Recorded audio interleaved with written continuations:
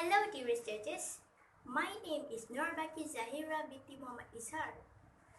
Today, I would like to tell you a story about a group of merchants and their journey. Once upon a time, there was a group of traveling merchants who were looking for a place of trade far away from their homes.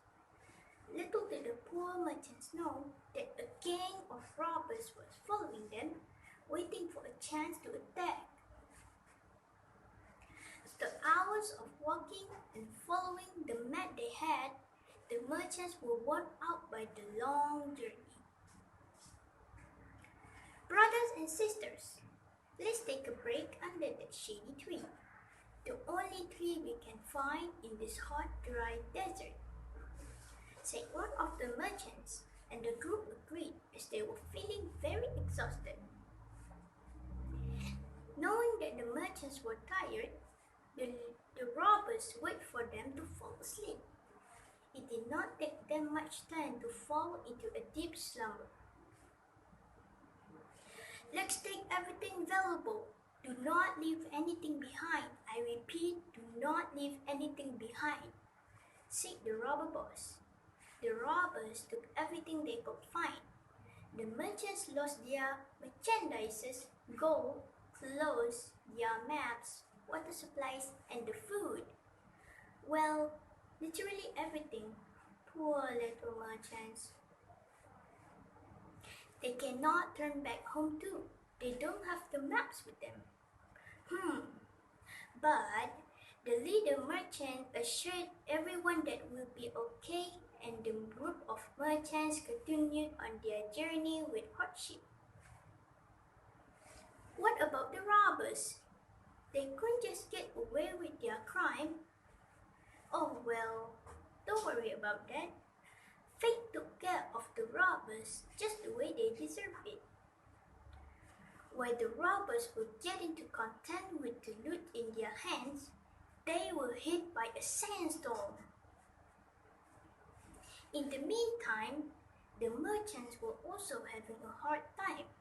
They tried all they could to endure with the journey with almost no resources.